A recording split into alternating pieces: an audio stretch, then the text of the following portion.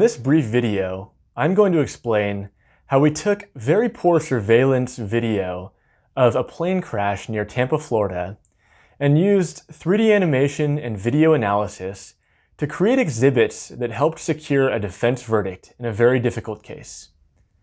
Before we continue, viewer discretion is advised, as I will be showing surveillance footage of a plane crash in which 2 individuals did not survive. This event occurred at a small airport in Florida that has 2 intersecting runways.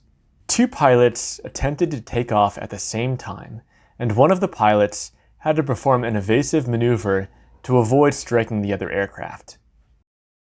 Surveillance footage taken from the airport shows the moment that the 2 aircrafts leave the runway. One pilot makes an evasive maneuver to avoid the other aircraft, and sadly cannot regain control of his craft. While the surveillance footage seems to tell the complete narrative, the defense counsel retained our team at Courtroom Animation to recreate the footage from other perspectives in order to understand the entire story.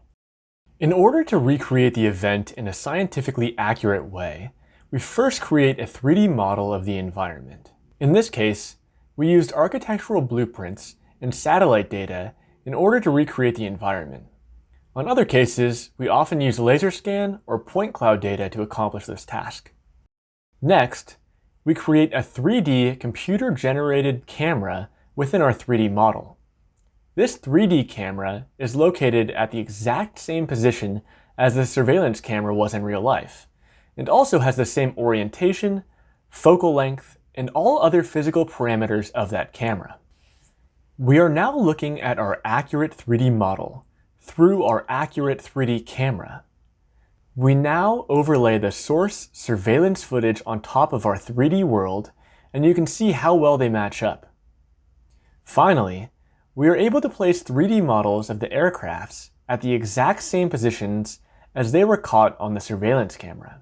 You can see how closely the 3D models match the motion of the aircrafts in the video.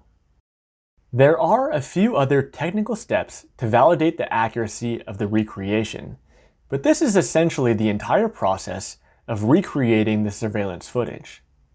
What is so powerful about this is that we can now view the event from any perspective. What was once a crash seen only from one vantage point can be seen from an infinite number of perspectives. As we begin to view the event from other perspectives, the motion of the aircrafts and the closeness of their proximity becomes more apparent. The most powerful view we created for trial is from the pilot's perspective. When the viewer sits in the cockpit, in the pilot's seat, he begins to understand how little time the pilot had to react. The pilot saw an unexpected object coming from his right and made an evasive maneuver to his left. While we as viewers may not be pilots, we have enough experience driving cars to understand that human tendency to steer away from danger. Unfortunately, physics was against the pilot, and he was not able to regain control. The animation from the pilot's point of view creates understanding and empathy within the jurors, something that could never be accomplished when viewing only the surveillance footage. In this case, that understanding led to a defense verdict.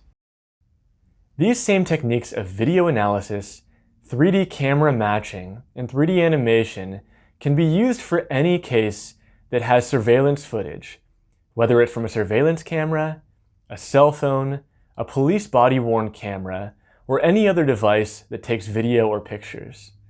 We can recreate the events with extreme accuracy and show them from any perspective. This allows us to tell the narrative as it actually happened, and allows us to present your client's case in the best way possible.